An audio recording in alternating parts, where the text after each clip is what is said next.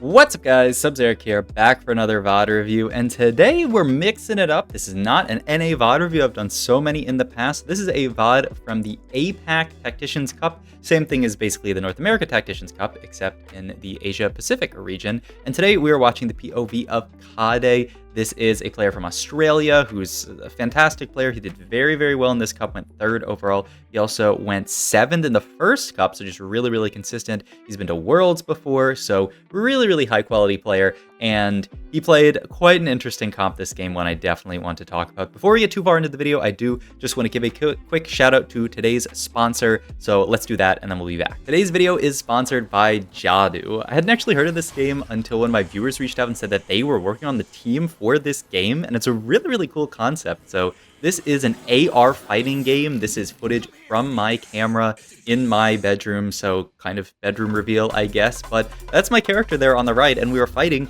on top of my bed. It's a pretty sick concept, actually. I'm gonna zoom in a sec so you can see the graphics look very nice. You can see the controls down there. We got like a block, a couple of types of kick. We have like a special, like a Hadouken, like blast type move, and then like a big hit move that has to charge up. But hey, I'm a beast. I win my first fight. After that, you can potentially like customize your character with all these little things. I got these sick shoes that I want to add on to my character. But the other thing that I wanted to try out with this game is going outside with it. And check this out. This is some more footage of me playing outside, just absolutely jamming on the keys. And like, look how sick it looks outside. My character fighting in VR in, you know, that outside world. It's pretty cool. I haven't really played around with like AR like this before, but it was really fun. It controlled very well. You are playing against other real people, so, you know, if you like that competitive aspect, it's got that as well, and it's got tons of customization. They also just released a huge update, as if you need any more reason to try it out, so please check out the link in the description to download Jadu, and thanks again to Jadu for sponsoring this video. Alright, thanks again to Jadu for sponsoring today's video. Kahdei here. The first big decision is what units do you want to hold here. He opts to not actually hold on to this Lux, right? Yeah, he opts to sell the Lux by Sivir pair plus the Garen here. I think that's pretty reasonable to hold for this AD opener with glove plus bow here. Quite likely we're going to play towards AD, and very unlikely we'll play towards Lux here, or so one might think. We'll see how that ends up going here. We also pick up a 4th Caitlyn here, so maybe if you're a Kog'Maw Caitlyn reroll lover, you would potentially hold on to that. I think with this Tactician's Crown start, which is what we got here from the portal, I wouldn't be that interested in it. But I mean, hey, maybe you can potentially fit in some extra units with Tactician's Crown. And yeah, I like holding onto the Kog'Maw and the Malphite pair here. Itemization-wise, here we pick up a tier here, which opens up like Static Shiv Slam as a possibility. But let's see Augment first, and then we can think about that. Augment-wise, here, we actually saw a decent amount of Invoker Crest, or 1 or 2 Invoker Crests do well in the previous, like the Tactician's Cup in North America, though I don't know if I like it here potentially. We do have, I guess, just the Kog'Maw, but we don't really have any other invokers, no like high roll loon or anything that.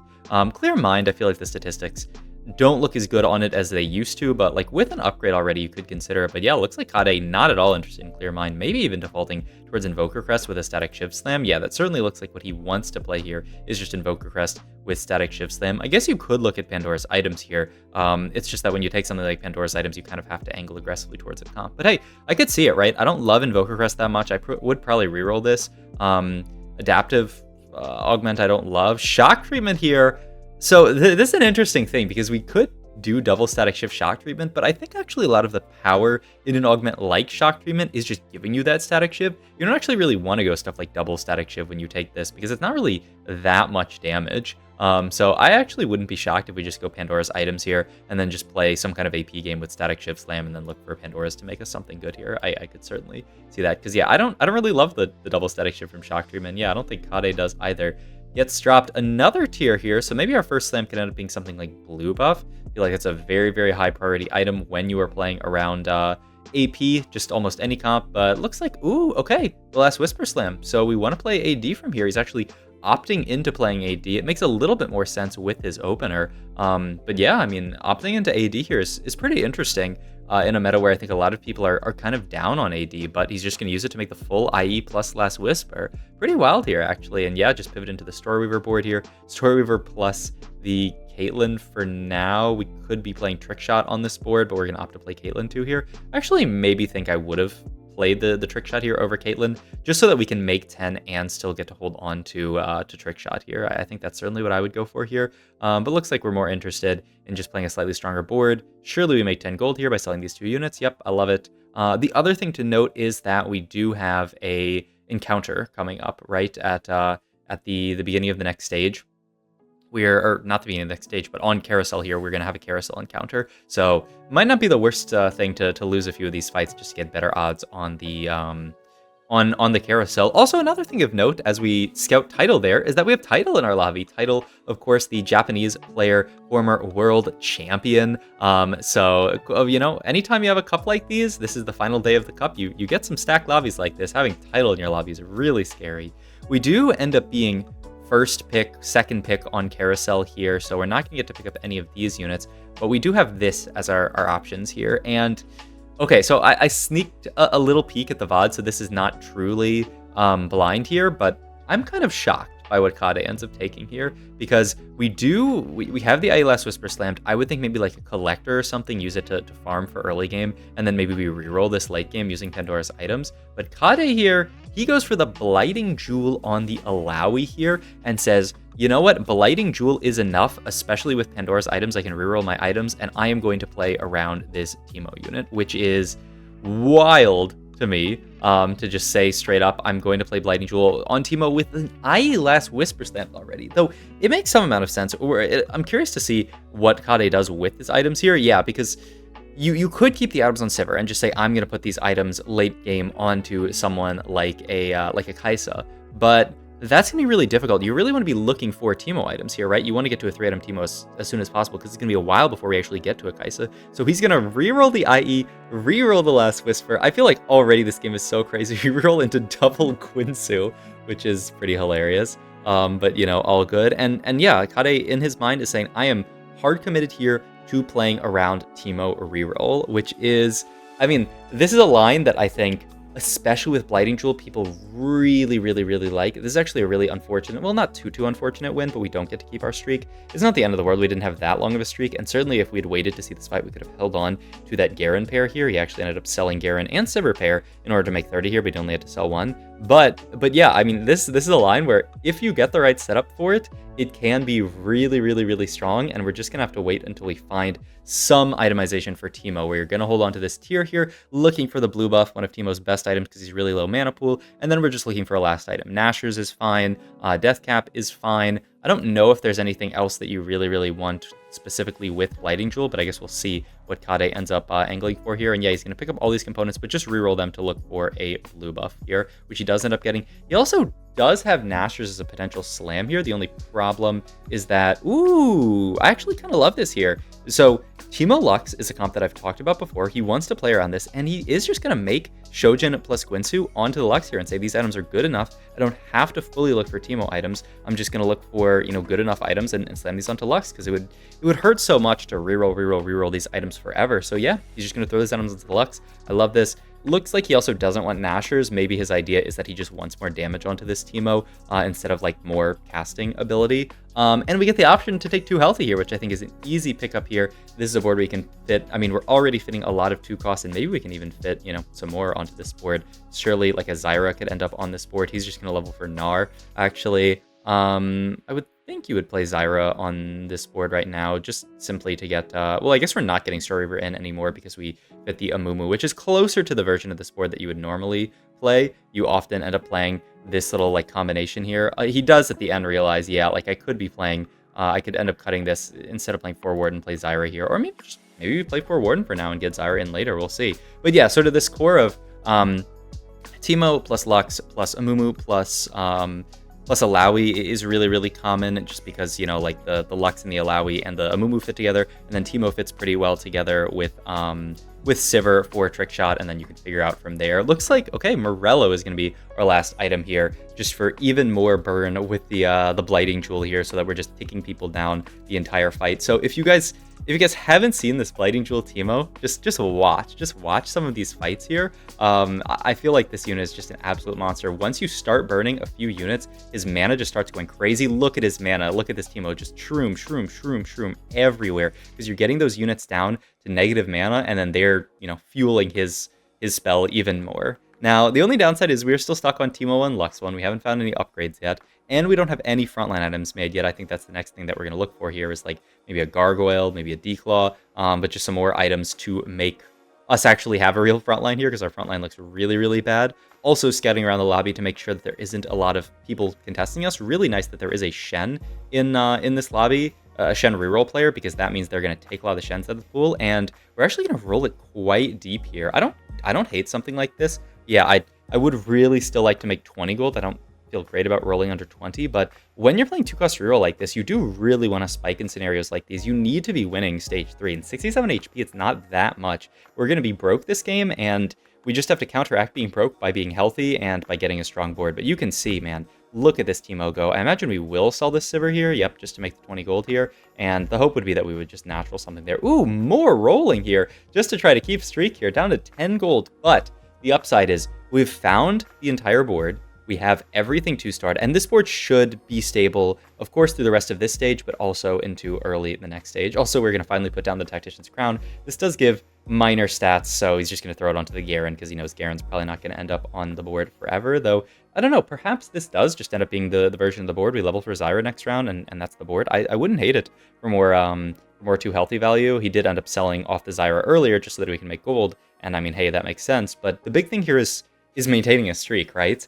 Normally a 2-cost reroll board like this, we would be pretty behind tempo, especially with our main tank not having full items. Also, we do need to be really careful with what we pick up here, what we end up selling, because we do really, really want to... Wow, this is really deep rolling here. But yeah, we really want to, any tank item, just slam it onto a Mumu there. Didn't get any, so we ended up rerolling them here, but yeah, we're just going to slam the cloak onto a Mumu, which is right. Ooh, you know, I can see it, certainly. Yeah, just move items over to Alawi once again. Talking about how important playing for streak is here. Alawi's going to be a similarly strong tank, and we have 5 Alawis at this point and only 2 Teemos, so, or only 2 Amumu, so it's pretty reasonable that we're going to find Alawi 3 before we find, I mean, maybe even Amumu 2, hopefully not. This is also a really, really rough fight because we do end up losing it here. Let's look at Augment here. That was a little slow of a pause there, but that's okay. I wonder if it's ever something like LDP, like, and you just pair, yeah, I mean, you can pair the Lux and the Teemo. Feels pretty good. We actually have a lot of items on them already.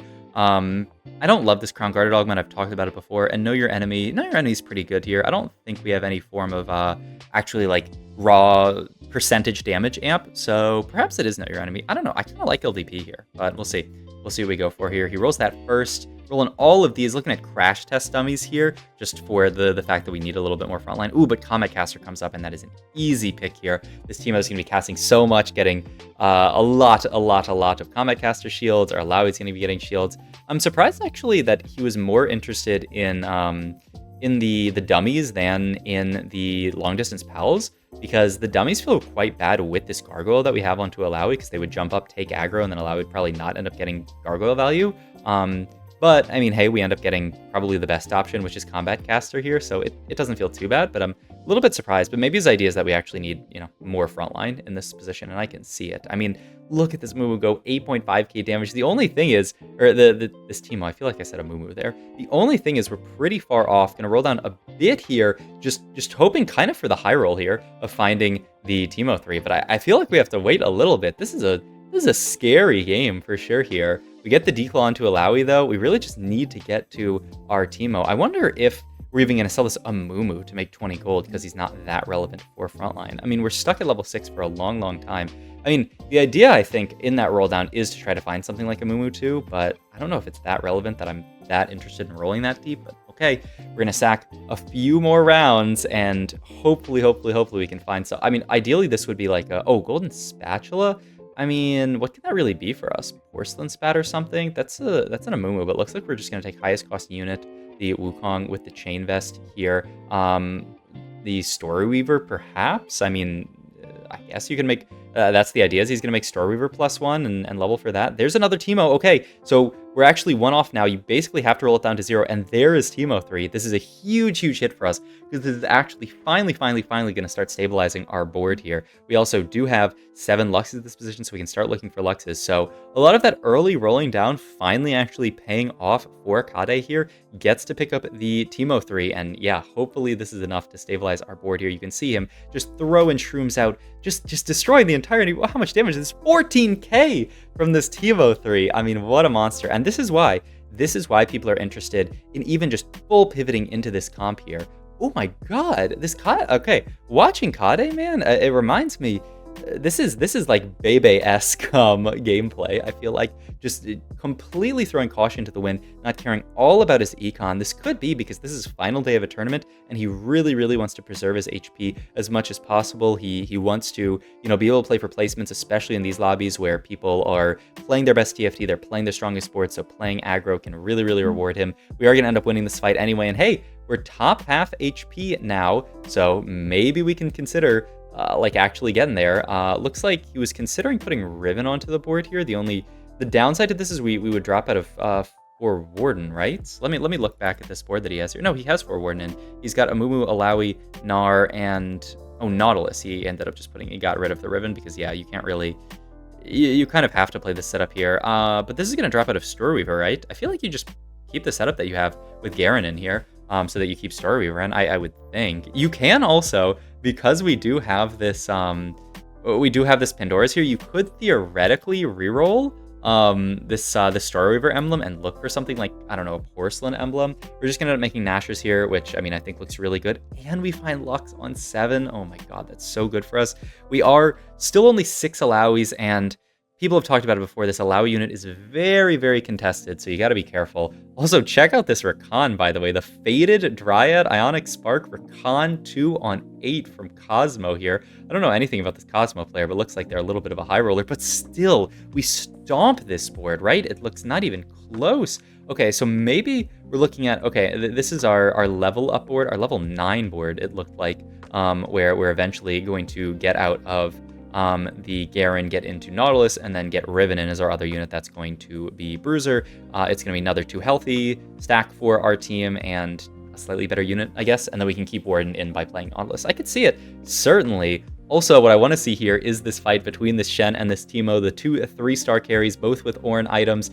Can Shen, it's really tough because Shen is an armor-based carry, so the MR shred that we have here is not that big of a deal, but Lux, the big stuns out of Lux, this is actually a really good matchup for us now that I think about it because of the way that Lux operates. She's always going to be targeting that Shen in the corner. So yeah, I think this is actually a really beneficial matchup for us, and look at us streaking, man. This game looked so doomed. In the early game, we looked so broke.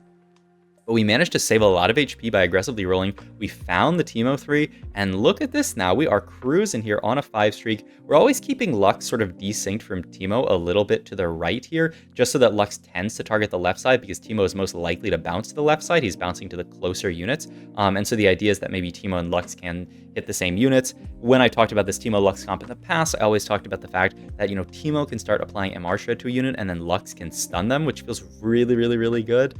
Off carousel here, what do we actually want here? No more Lux items. We do have Alawi items open. Maybe you just grin and bear it and take a Sunfire Cape. We don't have any Invokers in, right? I guess you could take Ghostly Spat here, and play for like 4 Ghostly. I guess Ghostly Spat's the best thing that you can take here. It doesn't look amazing. He's looking at either Sunfire or Ghostly, and yeah, he does end up taking Ghostly Spat. It's a little bit of healing. You throw it onto like Amumu, I guess. This is another one that you could theoretically reroll once again, but Kahdei's not interested in that. He wants to keep his streak. He's just going to level, play the Morgana here, smart stuff, and get the 4 Ghostly onto this board. So yeah, also looking at that person's bench, they still have a billion items just sitting on there. It looks like they'll probably get him slammed before the fight starts, but hey. We end up, ooh, this is pretty scary because our Alawi is going to get potentially set ulted. Solo frontline, it feels bad. Oh, also just the Cinder same size as our Teemo, so we end up getting focused. Yeah, that was certainly a rough fight for us. A lot of HP, and we end up losing our streak. Looks like Kahdei, based upon just watching his POV, looks like a little bit of a yapper with all like the zooming in and out he's doing. Also, we get Shen in here, which is the more preferable Ghostly unit because we have 2 healthy here. But the yapping potentially costing him there, zooming in on that guy's board instead of actually scouting in that last fight ends up hurting us. We do also end up having Lux here on the right side, which feels pretty bad because we're going to waste a lot of ults on this dummy. The Shen does have QSS, so really these are the ults that end up really mattering once we get past that QSS. And yeah, look, there's nothing the Shen can do against the Lux here. So huge win versus that player. And yeah, we're very easily playing for top 3. The question is, can we cap out enough for a win? Most of the Alawi players, it looks like, are dead here, so it's actually very viable for us to end up finding Alawi 3 in this lobby, which is, you know, going to be the main way for us to cap out. The main way for us to win this game is finding Alawi 3, and boom, we get 1 off orb. So we just need to find 1 more here. I like the early pop of that because if you get all damage items, you can always reroll. The problem is that, like, it's going to take so long to reroll, but he ends up getting a Warmogs, which works out. There's Alawi 3, there is Atrox 2, and the Alawi gets the Warmog, so she's going to be super tanky. Also, it looks like we are done with that previous positioning. Looks like probably because we're in the same pool as somebody with a set, so we just want to make it harder for Set to end up ulting our Alawi. Sadly, the Set does still end up on our Alawi, which hurts. She is so tanky that maybe it's fine, but yeah, that Set dunk felt horrible. Teemo just going off there. Oh my god, yeah, this Teemo unit just farming people. And this looks to be our final board, just the 4 Ghostly here. We have the Alawi. We really just have to position around this Alawi not getting Set ulted, especially versus that huge Set 2, though this is a very capped board that we're fighting. So yeah, we just want to guarantee the no Set ult. Looks like we're just positioning also for Lux. So we really don't actually even... It looks like Kahdei doesn't care that much about the Set ult. He cares more about stopping Lux, but... or making sure that Lux is on the correct side. Lux ends up in the wrong side there, though we do end up also getting Set ulted, so that feels bad. Luckily, though, our clone is fighting the Shen person, and our clone is doing... Oh my god, wait, I think the Shen ended up just barely winning against our clone. That's crazy. But hey, we get 1 more chance versus them, 1 more fight, so we'll see. We'll see if we can get Lux in the correct spot, and... this person does not have a set, so we no longer have to worry about that. It's really just about making sure that our Lux at a relevant time ends up hitting backline here. This is really smart for Ramen Tuesday, by the way. They end up moving their Shen up, so it's much harder for him to get Lux ulted because he knows he's fighting us here. Still, though, our Lux just snipes the Aurelia, 1-taps it, and once it's Shen left over, I think we got an easy dub here, so that's gonna be the win against this player. And so it's at least a top 2. We can take Bruiser +1 here, yeah, and get Bruiser onto our board. Really just the triumph of our +1s this game. We have 3 different emblems sitting on this board. It's a really creative board. I really admire the way that Kahdei has just played flexibly around the emblems that he's hit, fit them in with a really cool 2 healthy board with this Teemo. It's a very flex board, and yeah, looks like now he's realized that the key to this matchup is not getting Set ulted. He swaps back to the middle, and MSJ Cosmo just soul reads him here, says, I know you're swapping that Alawi right back to the middle, and just leaves Set middle here enough to absolutely destroy him. Great positioning from that player, but you'll certainly take a second this game from Kahdei's spot. With the amount of econ we had, it looked like we were going Giga 8. So this is a really fun game from Kahdei, playing around this Teemo reroll comp with this insane Blighting Jewel Ornn artifact. Hope you guys enjoyed this video. If you did, please like, comment, subscribe. Once again, go check out the sponsor in the description, and I'll see you guys in the next video. Bye.